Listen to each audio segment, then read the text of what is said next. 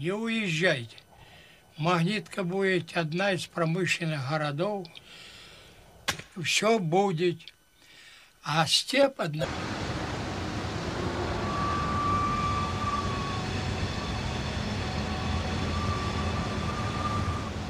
Magnitogorsk, built in the far-off Ural Mountains on the edge of Asia, was to become one of the largest steel plants in the world.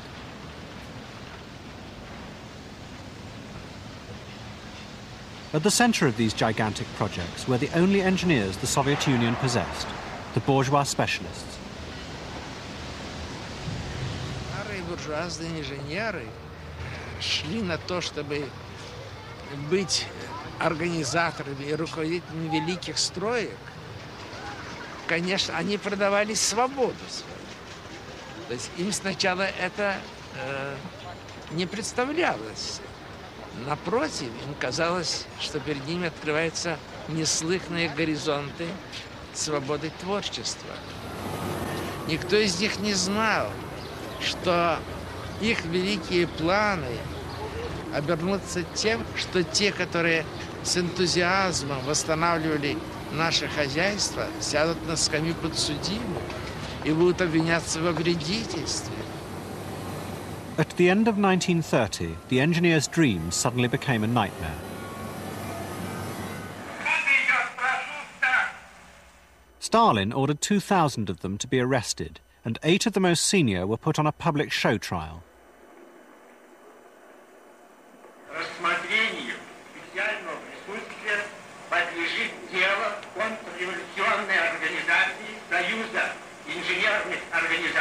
The charges were fantastic. The prosecutor alleged that the bourgeois engineers were leaders of a political organization, the Industrial Party, and had plotted to seize power. Their government would have been composed solely of technical specialists and scientists. Their confessions were carefully rehearsed.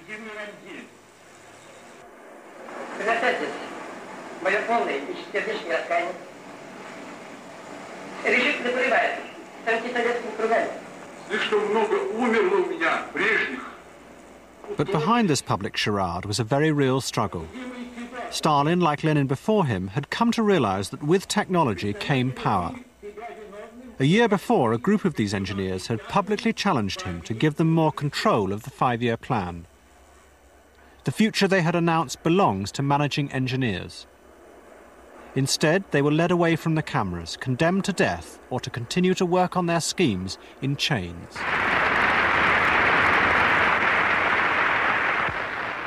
A week later, Stalin announced, "Bolsheviks must master technology.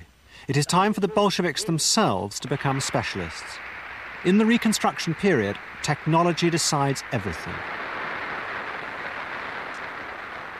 He ordered engineering schools to be set up across the country to train thousands of the young party faithful.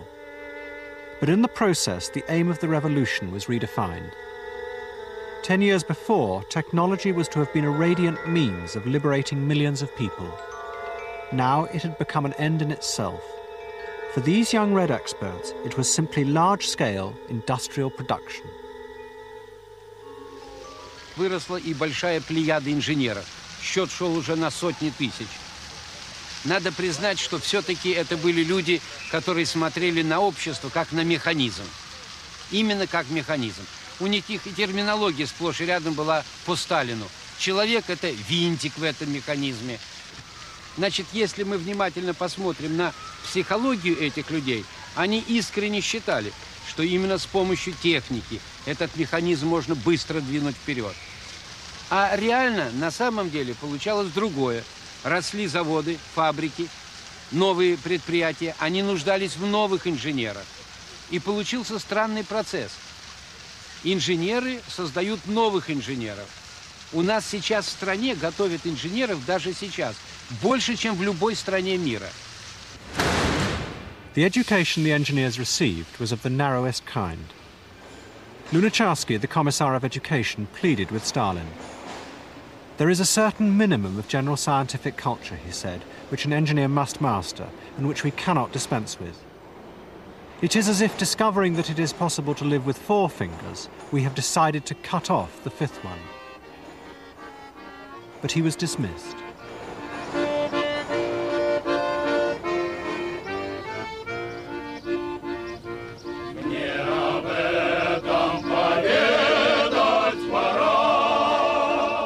The model for this new simplified world was America, the most successful industrial state in the world.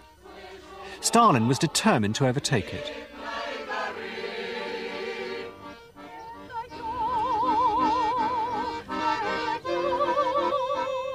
The prototype was Magnitogorsk, which had been based on a particular American city. We invite you to a city which has the largest steel works, the largest tin plant in the world. We invite you to a city of blazing furnaces, of handsome homes, of magnificent schools, of splendid churches, of towering hotels and fraternal temples, of shining beaches, of restful dunes, of winding drives of flashing water and dazzling sands. This is the city that we invite you, and truthfully, it is called the Magic City. Called the Magic City for these reasons.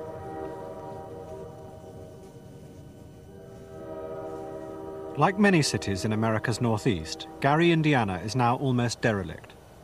But 70 years ago it was a new kind of model city, planned in an ordered way around a giant steel mill. To its builders it was a chance to break with the complexities of the past. We were building that city, and we took pride in that. We started fresh. We didn't have to undo anything. See, and we picked out what was the best all over. Even the steel mills. We didn't have to destroy something to put something better in. We started with something better right along. We got the best out of the catalogs that were available. Those were some of the things that was a magic city. There was a magic in doing this thing. You took pride in something like that. They were all building the new world. Magnitogorsk was a copy of Gary.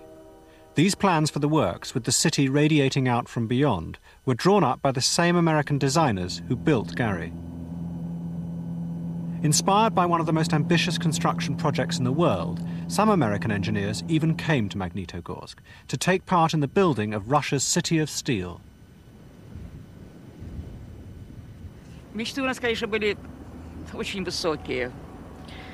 Мечтали о том, что здесь будет прекрасный город, что наш город будет походить на американские города. И мечта, конечно, прежде всего представлялась в дворцах, в домах хороших, в парках. Вот у нас там был очень прекрасный парк, разбит рабочими. Первое дерево, рассказывают, что было просто металлическим. Отлиты вот эти ветки из металла, поскольку там была степь, ни одного дерева не было.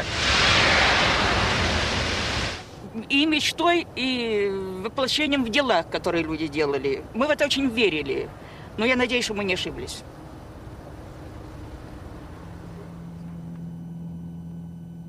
As in Gary, a planned city began to grow up around the plant. But in a quiet valley nearby, a very different city was constructed, where the American engineers lived. Designed by a young Russian architect named Saprikhin, these dozen large houses were copied almost exactly from American architectural catalogs. The result was something very much approaching Mount Vernon, New York, or Germantown, Pennsylvania. In what everyone called the American city, the atmosphere of a summer evening held a suspicion of the smugness of Park Avenue. Yet less than 2 miles away, the wolves howled, and the wind blew across the endless Russian steppe. Когда вот мы приходили на Березки, задавалась такая мелодичная там песни, музыка, как будто в другой мир мы входили. Those who lived in the American city were the new elite, a mixture of old Bolshevik commissars, foreign technicians, and an ever-increasing number of young Red engineers. By the mid-30s, the engineers had become the heroes in Soviet society. Praised by Stalin, they flaunted their new status, relaxing in the shadow of the modern industrial world they had built for him. Soviet man, who was once to have surpassed Aristotle, Goethe and Marx, had been replaced by the image of a zealous engineer taught to think of everything